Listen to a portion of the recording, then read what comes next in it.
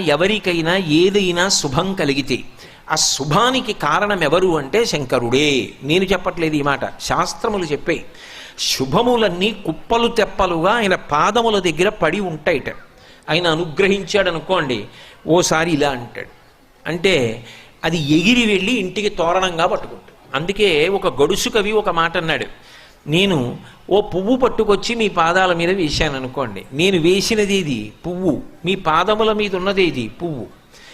నేను ఒక పువ్వు పట్టుకెళ్ళి మల్లికార్జున లింగం మీద వేశాను అనుకోండి, పరమ ప్రేమతో వేశాను అనుకోండి, ఆ పువ్వు ఓ ఏడాది తర్వాత నా ఇంటి మనవడు.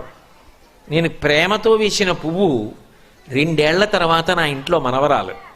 నేను ప్రేమతో వేసిన పువ్వు నేను కట్టుకునే ఒక ఇల్లు. నేను వేసిన పువ్వు నాలో కలిగేటటువంటి భక్తి. నేను వేసిన పువ్వు ఏ వయస్సులో నాకు రావాలో ఆ వయసు